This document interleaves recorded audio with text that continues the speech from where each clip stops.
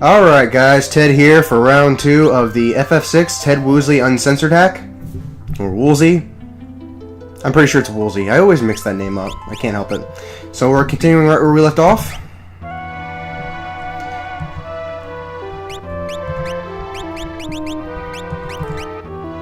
Alright, a few updates. I'm going to firstly try to do less humming and singing because I noticed upon re-watching my video that it was kind of annoying, and if I thought my voice was annoying, then I'm sure you do too. Now I'm not going to apologize for certain occasions because the music in this game is just too unbelievably good, but try to bear with me. Let's see. What else? Oh yeah. Because of the nature of the way that this recording software records, I'm gonna have to shorten these videos a bit. It's a long story, but I'm gonna try and make them 45 minutes to an hour tops. Just do them in segments.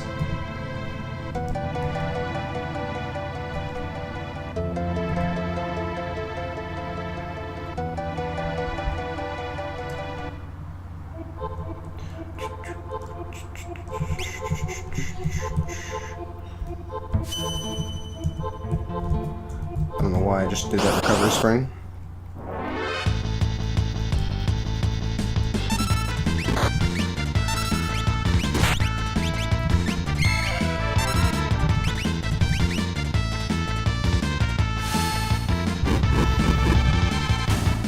So yeah, if by some miracle you're watching this video and you have not played this game at all, what are you doing with your life? And if you have played this game but you have not played this version, seriously, go play it. This is, in my honest to God opinion, the definitive version of the game. And I'm not supposed to go here.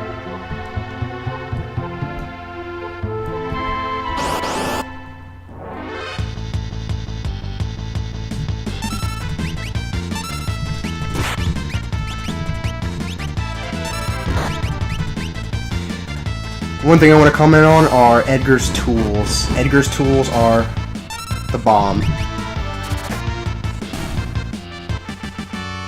Auto crossbow hits like a borderline magic attack, but it doesn't cost MP. It doesn't have ammo. You can use it as many times as you want.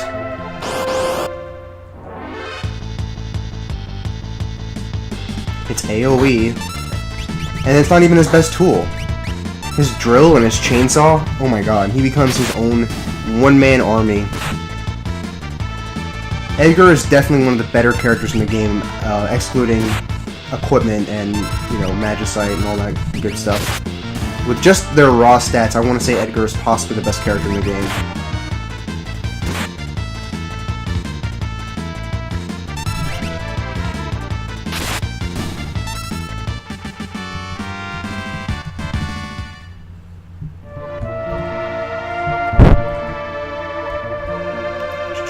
Where am I going?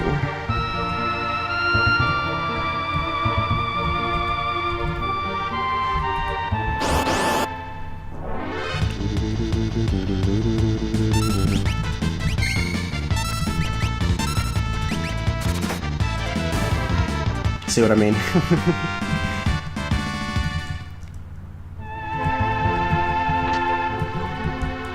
One of the reasons why this is my favorite Final Fantasy game is the fact that, okay, it's 2D and it's sprite-based, but honestly, despite that fact, visually speaking, it's possibly the most impressive. The sprites are incredibly detailed. When the wind flows, their hair flows, just like when they ride a chocobo, for example, in the scene you saw in my previous video. They didn't have that before 6.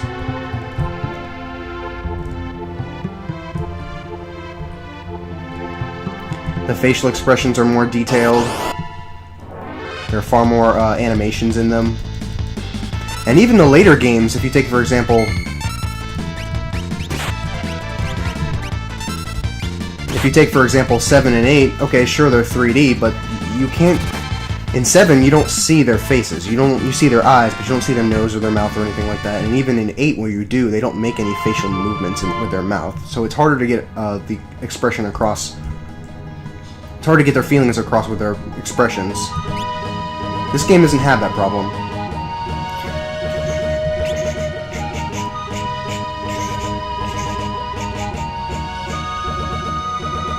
And here we enter South Figaro. Hey, Shadow! I see you. Damn, I can't talk to him. I've tried. Oh, Lord. Bless the sprint shoes. We'll talk about relics in a moment, by the way. Actually, I'm going to go back out and very quickly talk about this town. This town was... the first time I ever entered it, I was blown away because it's just so lovely to look at. So detailed. Look at the water flowing, the plants, the kids running around, everything about it.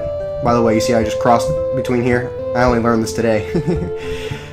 Everything about it is so peaceful and so detailed, and there's so many other little trinkets like... let me find it.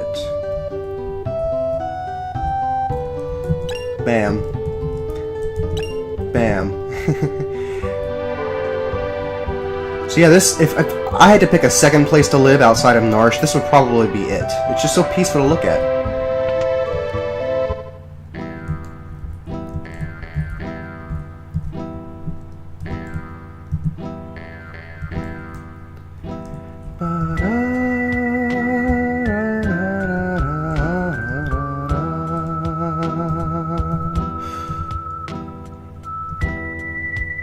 Yeah, because Vargas was a selfish piece of shit.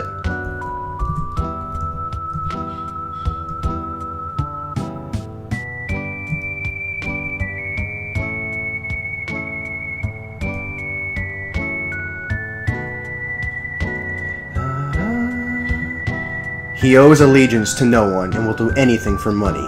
He comes and goes like the wind. Shadow. Shadow is one of my favorite characters in this game. That Shadow, he'd slit his mama's throat for a nickel. You know that was Ted Woolsey. You know it was. See what I mean? They kept that in there. Shadow is a very interesting character because at a first glance it seems like he has very little characterization. And to an extent that's true, but Shadow's backstory is actually very, very depressing, but at the same time, amazing, if that makes sense. Shadow's a mercenary, but at the end of the day, he's still a human being. Now, Shadow's main issue, his main conflict, is that he went through something so traumatic that he chose to, for the sake of not feeling, to just not feel. He'd never really successfully killed his emotions, he just simply buried them or drowned them, however you want to interpret it. But at the end of the day, he was still a human being.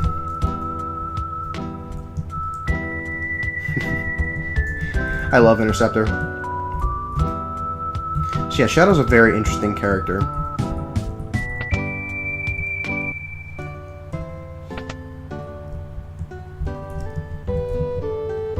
I'll try and talk more about Shadow later. Can't really talk about too much, because then I won't really have anything to say when the moments actually arrive.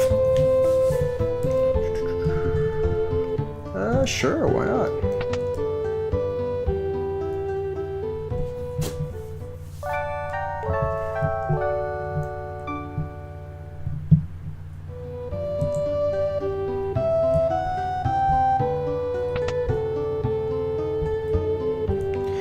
Alright, let's see, what are we doing next? Next we're gonna buy some things. Alright, let's go ahead and talk about relics. Let me get to the relic shop.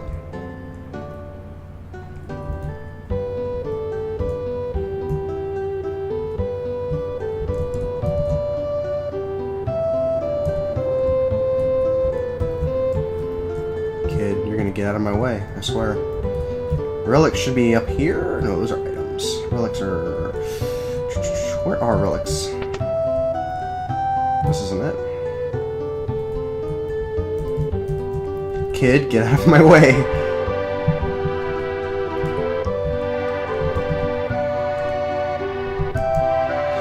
No it won't, because some scumbag, the one who I just mentioned a moment ago, is gonna betray you. It's gonna sell you down the river.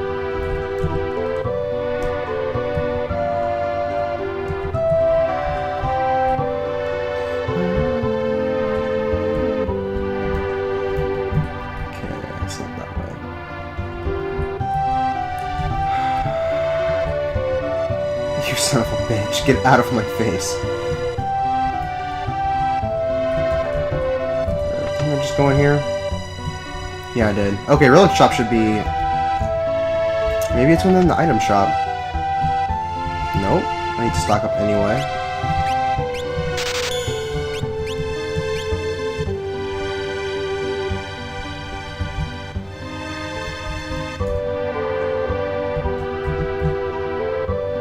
I know for a fact you can get relics in this town. I'm not crazy, I swear.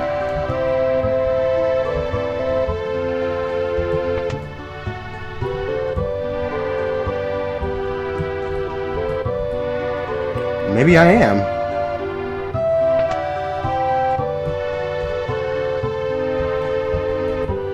No. You can definitely get relics here. There's no question.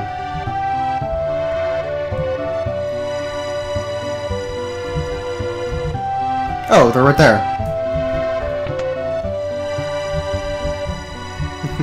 This little demonstration here is nice. Relics are absolutely fantastic because they offer, in my opinion, the greatest degree of customization this game is able to possibly give you.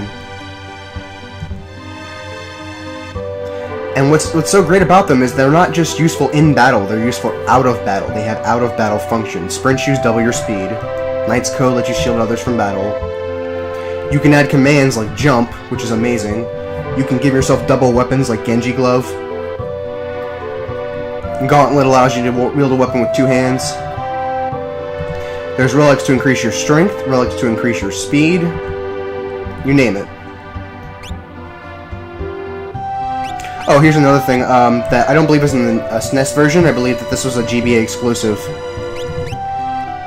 The descriptions are a lot more detailed.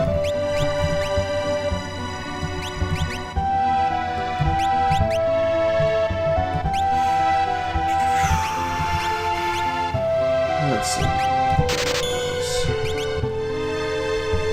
Okay.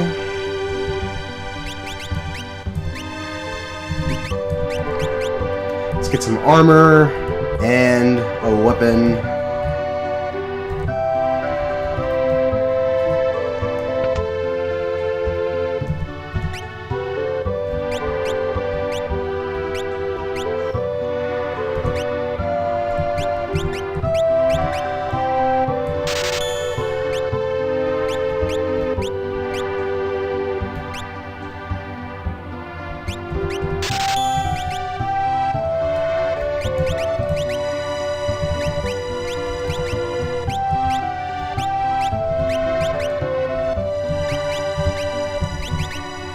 Oh, I just went to Edgar. What am I doing? Yeah. Alright, I'm pretty sure that's all we need to do here. Oh, wait, there's one more thing.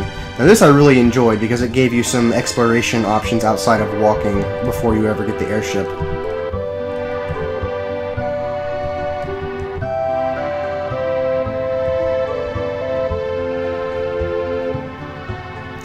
And now, my favorite version of the Chocobo theme.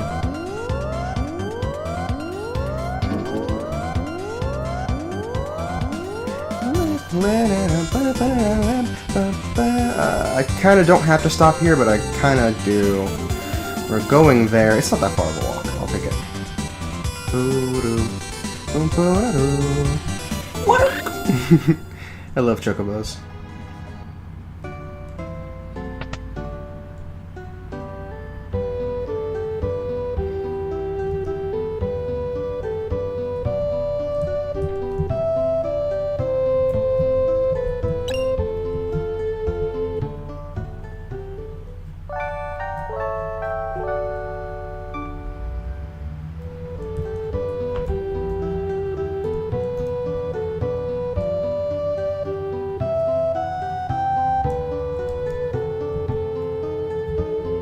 See, you picked up on it with the team.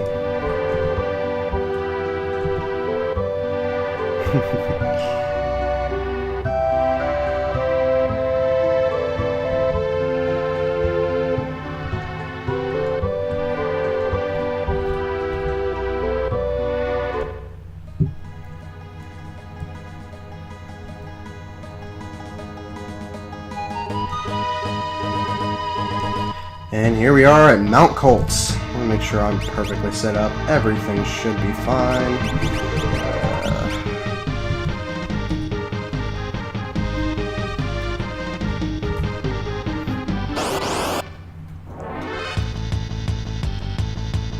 This guy's gonna be a pain in the ass.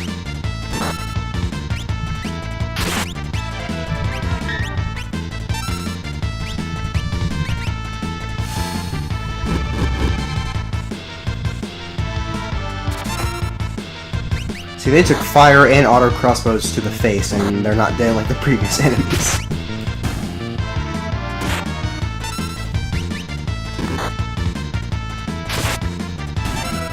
Critical. Take that.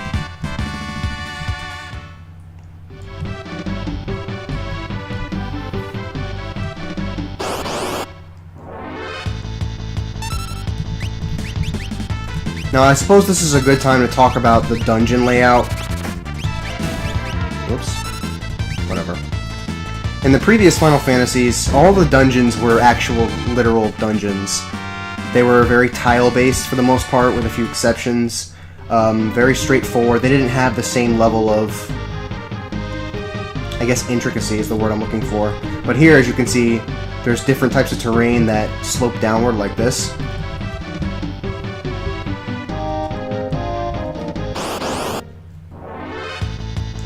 So they touched up some of the dungeon work as well. They're not even really dungeons at this point in the game.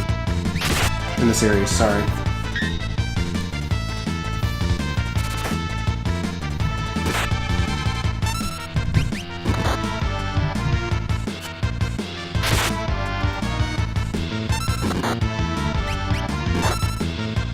Uh-oh, that's like it's being careless.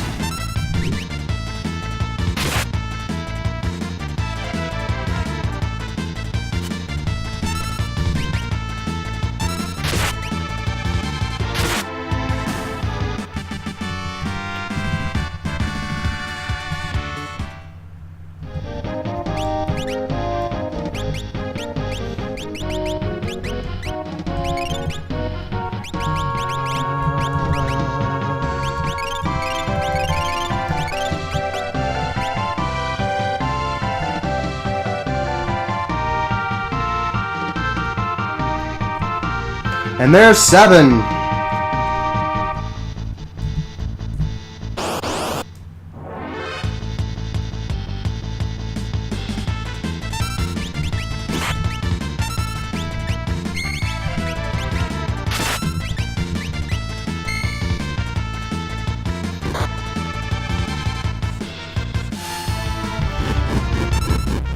Surely get rid of this thing first because they can poison you, and that is very annoying because I don't think I have any antidotes on hand.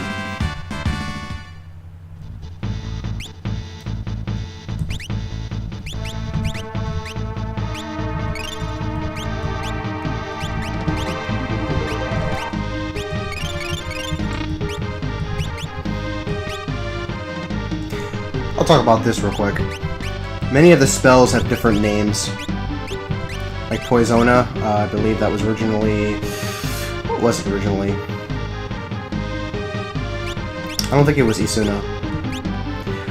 Another thing they added that was indicative of classic Final Fantasies was they changed Fire 2 and Fire 3, for example, to Fira and Firaga. That's not necessarily a positive, it's just a preference. So I guess to me it's a positive.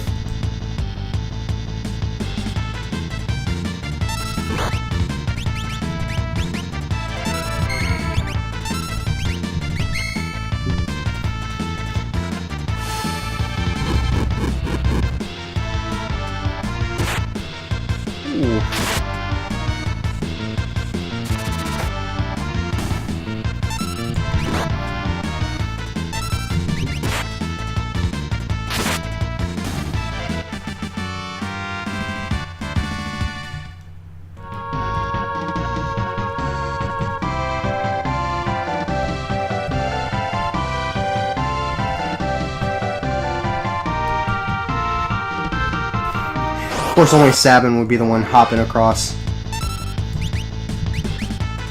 Active motherfucker. I should really be saving my MP.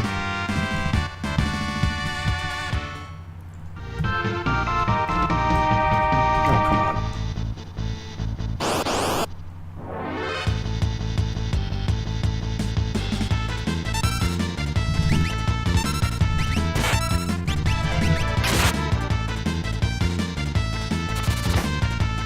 And Edgar just obliterates all of them.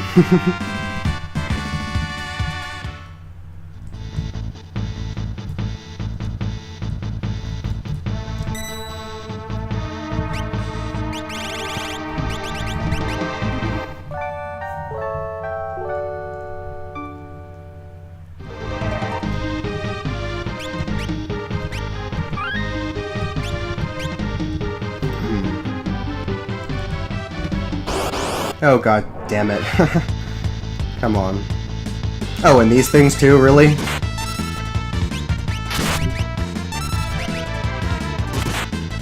Great.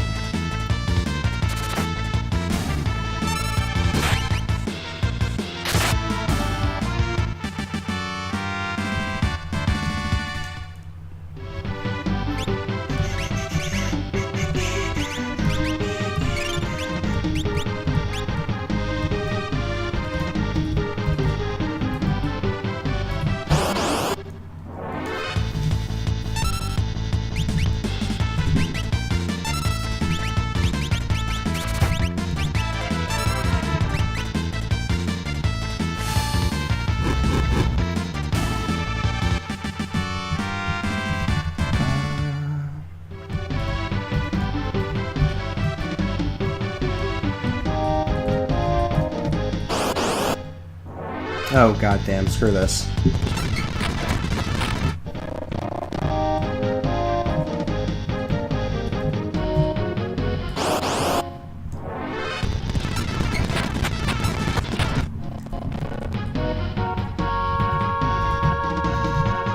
Ah, I see you, Vargas.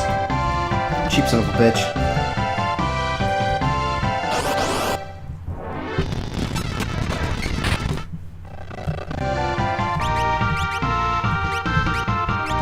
Oh, damn it.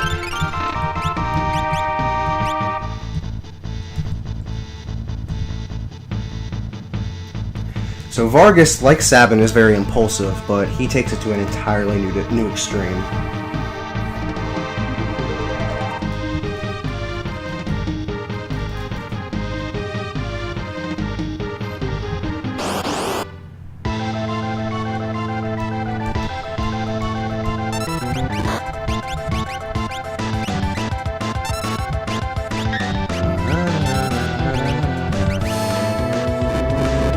Should have used Bio Blaster.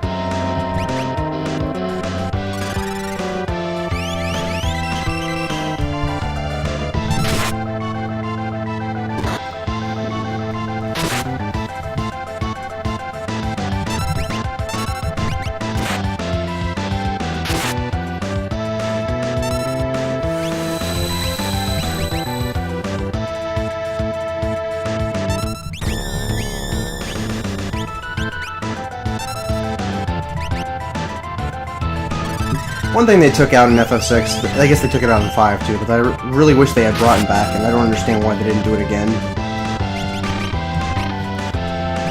Where spell casting is taking twice as long. I don't know why they took that out.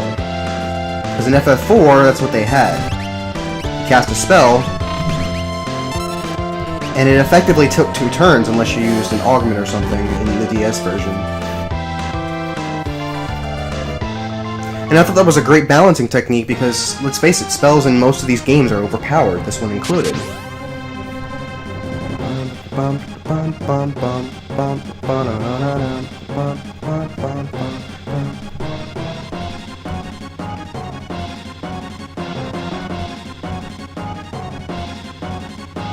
So I don't understand the details of this relationship and what happened, but from what I understand, Vargas killed Duncan. We know he's not actually dead, but somehow he's still alive as if he faked his death.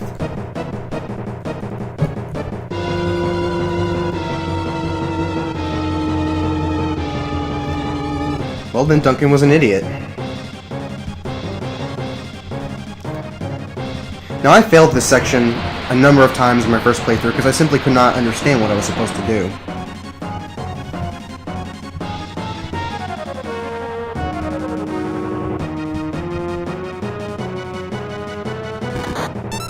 But I do now. Me too, motherfucker.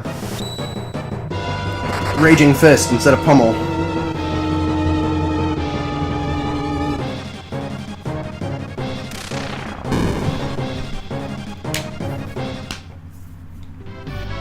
Later, Vargas, we won't miss you.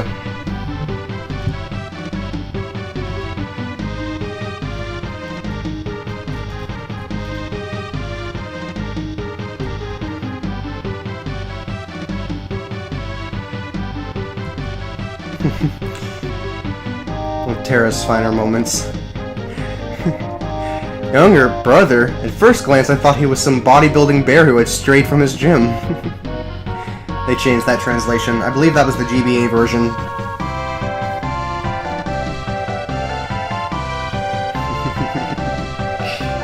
I love Sabin. Sabin's one of my favorite characters in this game.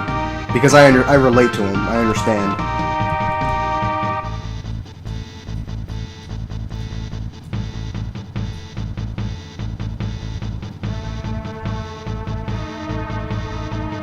Very soon, actually. South figure, at least.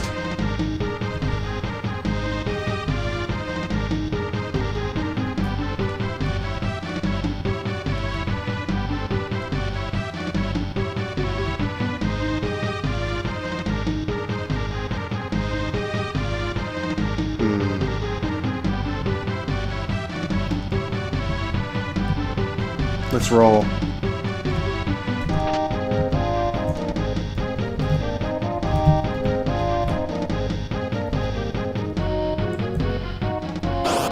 Really? You're gonna give me one more?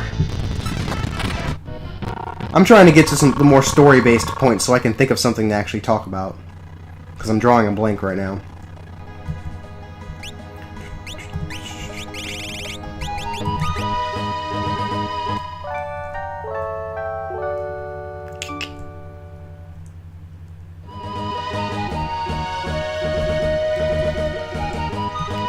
And we are on our way to Sabin, which is great, because I can talk about that. Oh no. Yeah, we're on our way to Sabin.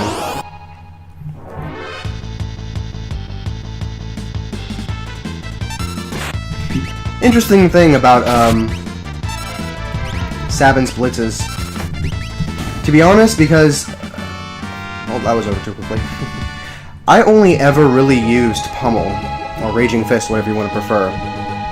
I never really messed with the other ones because I never really needed to, so unfortunately, yes, I did fail to suplex the train the first time around. The Returners theme. I love this song.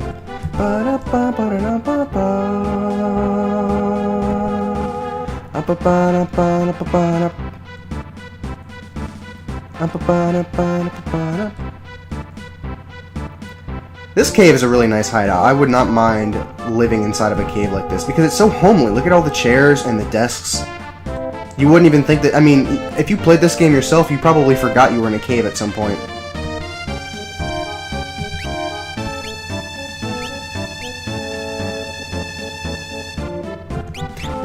I'll be right back. Want to say that again? He's actually right, because as far as I remember, the Empire never actually finds this hideout, so it makes you wonder...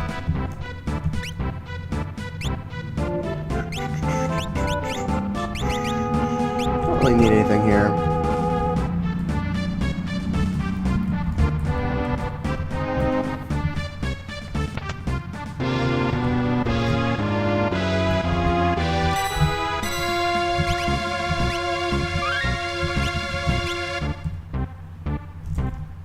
Ooh, treasure chest.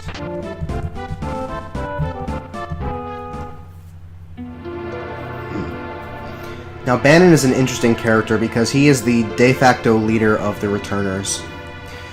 The problem is he's not really that great of a leader, as we've seen. Bannon is someone who's just... The only difference between Bannon and a regular citizen, in my personal opinion, is he just had the motivation and the drive to do something. He didn't have the skill, he didn't have the leadership, he didn't have anything. And he pretty much just handed the reins off to Edgar the moment he got here, because Edgar has leadership qualities. He is a king, for God's sake.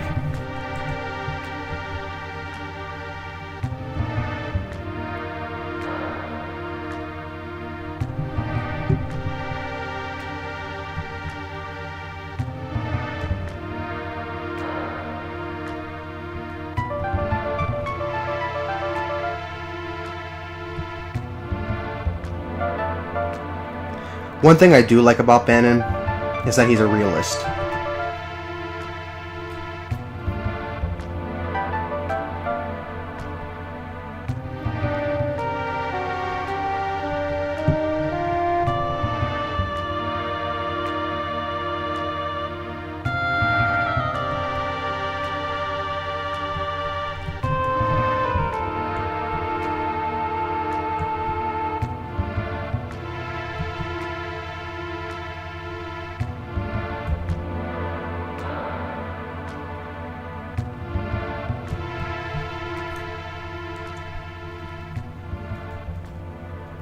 So yeah, no, I feel sorry for Bannon, and it is unfortunate that he dies. I don't think it was ever directly stated, but it's more or less implied that he died during the World of Ruin, and we never really find out what happened to him exactly, and that's probably more fitting.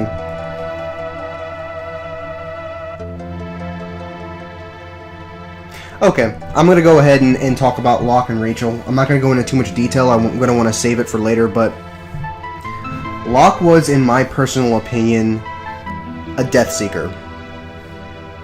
And the reason is because he lost the only thing that actually mattered to him. So, eventually he decided to join the Returners. Not necessarily for revenge, although that was a big part of it.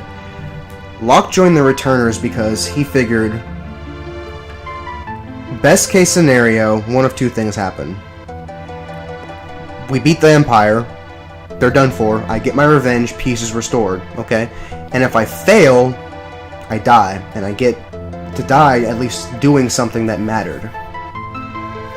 So that's probably why he joined the Returners in the first place, because he couldn't deal with it anymore.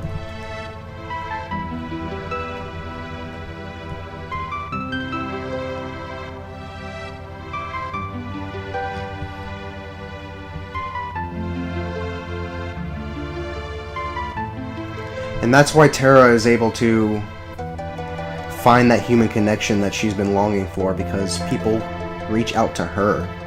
And then she eventually learns to reach back.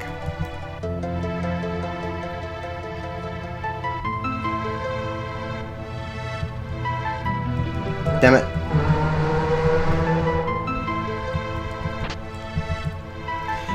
Here's another thing I didn't notice until recently. This is really cool. Go right here, I think it was, right here. Someone dropped a scrap of paper. And just leave it there. And this will be really cool in a little bit. So now what we get to do is jump back into Tara, and this is the first time that we've actually played as Tara by herself, have been required to, since we got Locke, actually. So this is a really interesting break sequence where we get to get more elaboration on Tara's situation. The Empire is attacking and killing Returners everywhere. We have to discover some means of fighting back, or...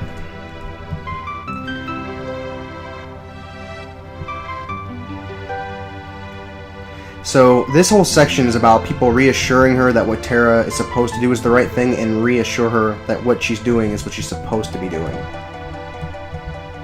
There's a little laugh.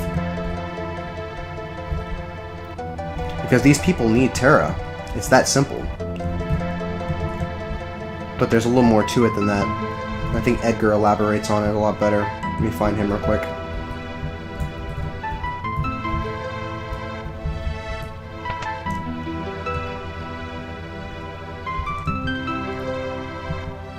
If we push you too hard, we're no different than the Empire. And that's the truth. In hunting a monster, you yourself become one. They want to give her that freedom of choice because that's ultimately what they want, is freedom. And again, the song Awakening is playing during this moment when she's supposed to be questioning everything and feeling lost and confused.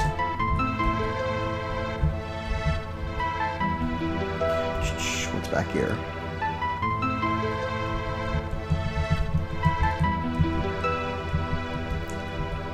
And I like that they allow you to talk to the soldiers. I'm sorry, I guess the returners.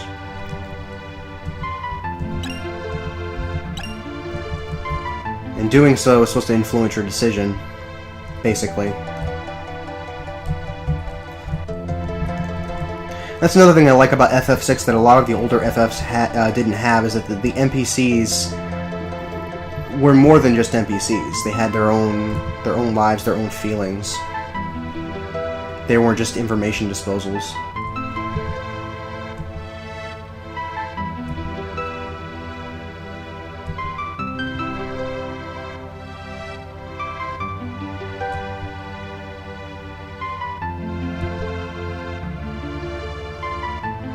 Very fitting, Bannon. Very, very fitting. Aren't I supposed to get a Genji glove? I think that happens if I say no, and then say yes. Oh well. There we go. Now watch this. This is really fucking cool. So, here's their meeting. Oh, who did this? Who left this piece of paper here? And Tara laughs. I flipped my shit when I first found this out. We all know that the Empire is using Magitech power in battle. The point is, how has the Emperor created it? And that's when he finds out, Edgar finds out that he had Edgar has Locke look into the rumor the Empire is forcing the world's finest scholars to study espers. So they put two and two together. Bam. So at this point in time, they had never seen magic. Up until, of course, Terra used it for them. And they've seen Magitech Knights, Magitech army units. So they don't really know, they can't really piece together that it is indeed magic that's causing Magitech armor to be so formidable. So they put two and two together that Narsh is studying espers and that the Empire is studying espers and that they went through Narsh in order to retrieve an esper. That was the whole point. So they put two and two together.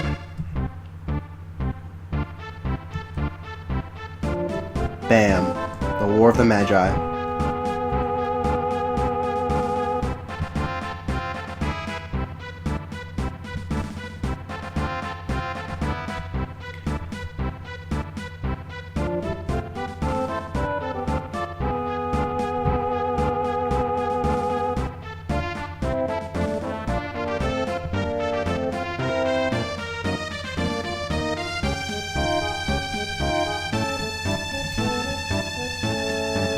I wonder indeed.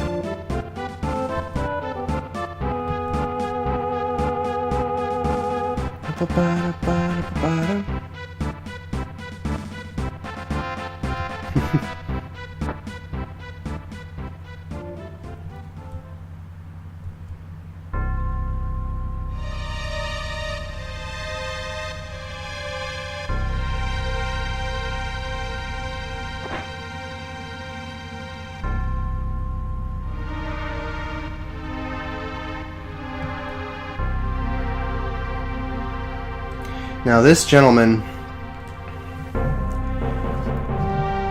here's the thing, I don't actually believe that the Empire is directly heading onto this way because they never show up here, but it's not invalid to assume so because they took South Figaro, the nearest city, to here.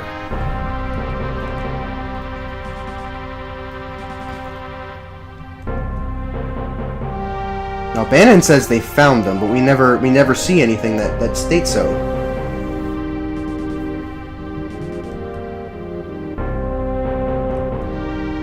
I cannot wait for that section.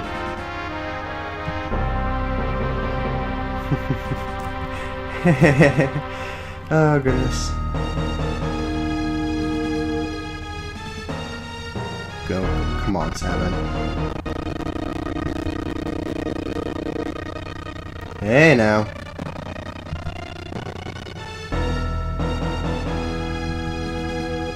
So you've probably already noticed that Bannon, a character that you can't even name yourself, also has the same stylization as the other names you're able to do with your main party.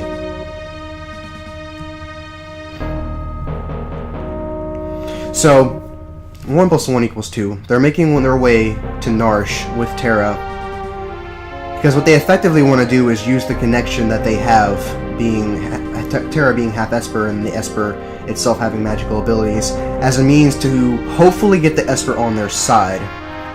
They want to do this because they believe that they will need magic on their side in order to defeat the Empire.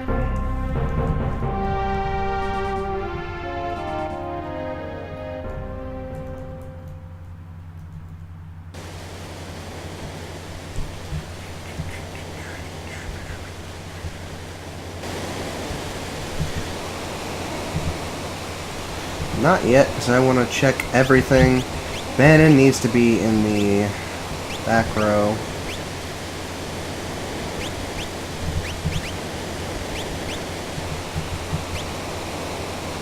Bannon, priest.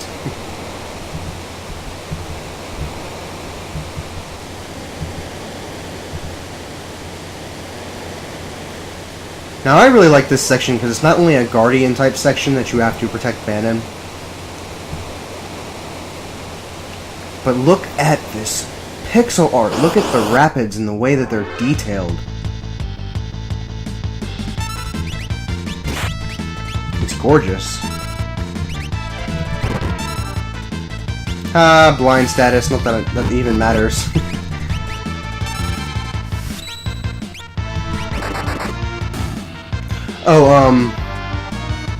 I don't know why Bannon's supposed to be a priest. I don't know where that information came from or how it was ever gathered.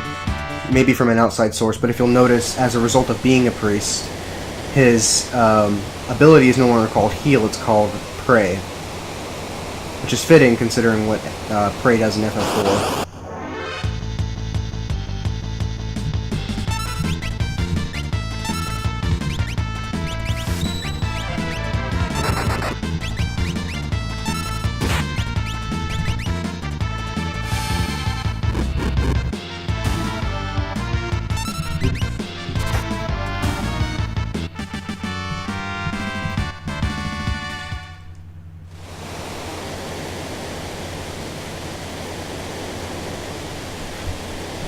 The artwork on the mountains is especially gorgeous, honestly. This is one of my favorite sections of the games, just for the visual aesthetics alone.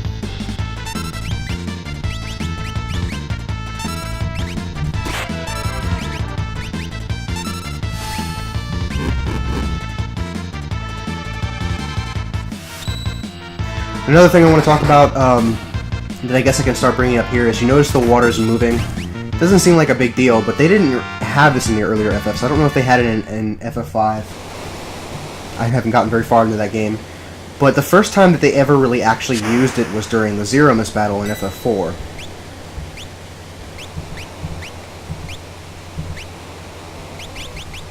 No, why not? Blind status, or darkness, or whatever you want to call it, as far as I remember, it doesn't actually affect your attack accuracy. I don't know why. Don't quote me on that, by the way, but I'm pretty sure that it's bugged to not actually do anything.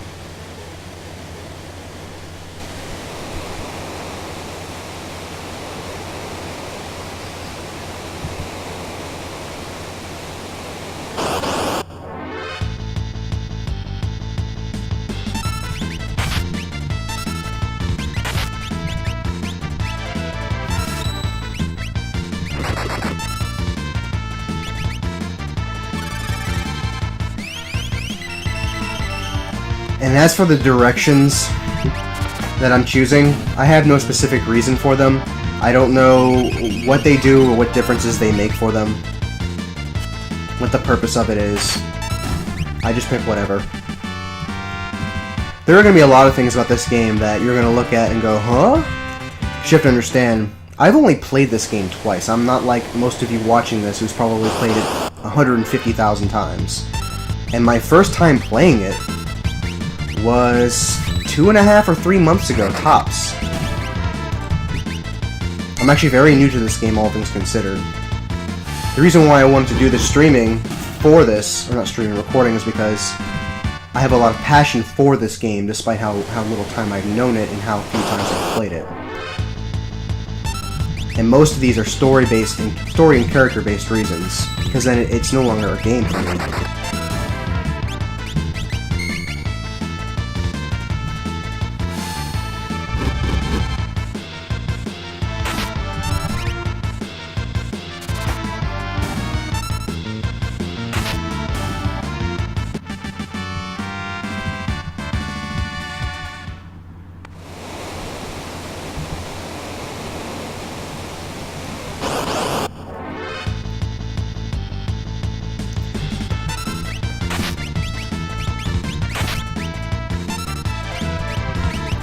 Honestly, this section might have been a little bit more interesting from a gameplay perspective if the enemies were... if their AI was programmed to have them attack Bannon a certain percentage more, like say 1/3 of all attacks attack Bannon. Something that would make it challenging enough to be considered a threat, because honestly, you could completely ignore the fact that Bannon being KO'd means you lose, and you would suffer no consequence as a result of it.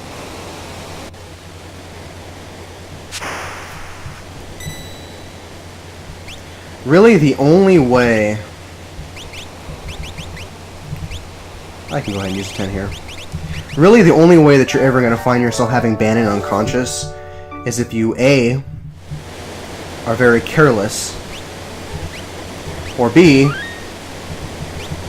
attack Bannon yourself, which again makes you very careless.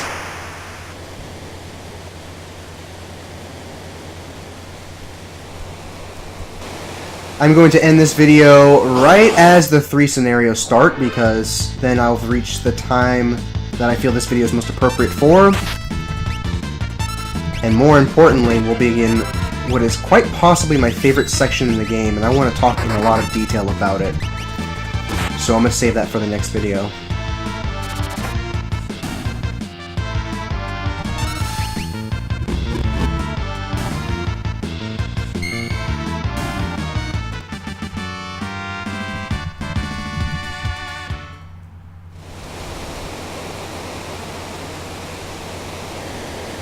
What the? I don't remember there being a waterfall.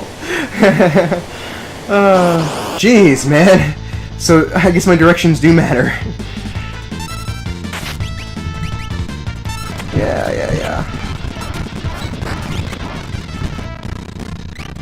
Wow.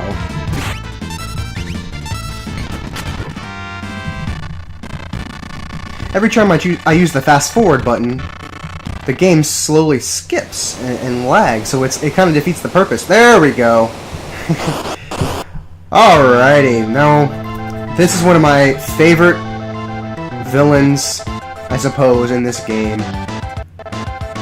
Mostly due to the fact that he's recurring. Jeez, come on.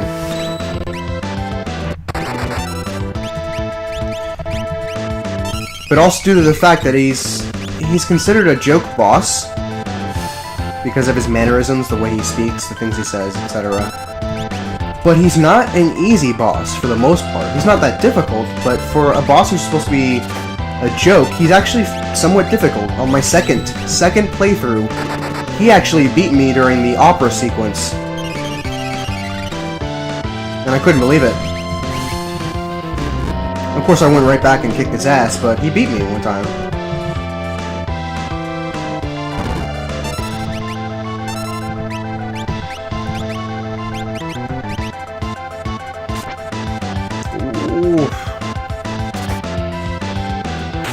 This is really the only section of the game, of the minigame, in my opinion, that the keep Bannon from being knocked out is somewhat of a viable challenge.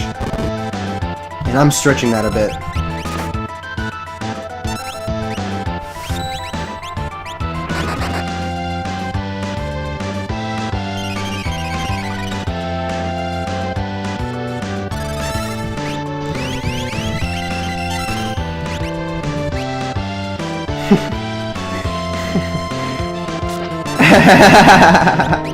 Muscleheads hate him. I don't remember that. Oh, that's hilarious.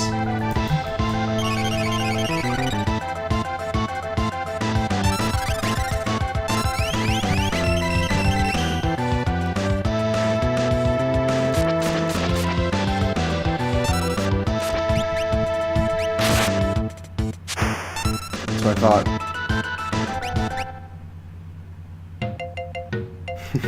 I love this theme. See, this is what I mean. A perfect balance of triumph, tragedy, and humor.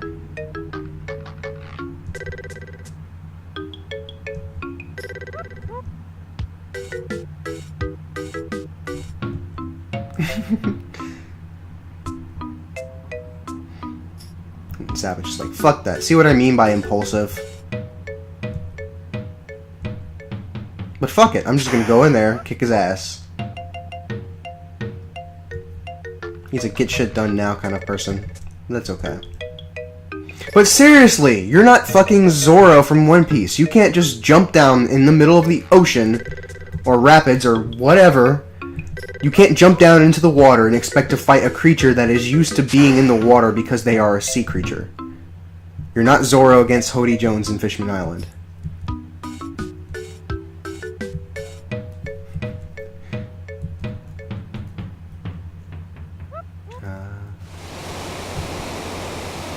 Sabin, oh no!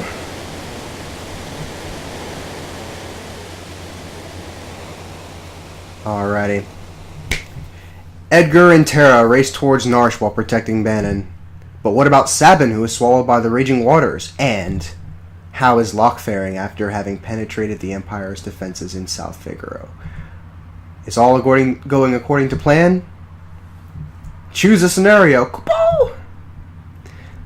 But not right now. Oh. Gonna save. I'm actually gonna record just a few minutes after this, but I will save it for the next video. Alright. See you guys around.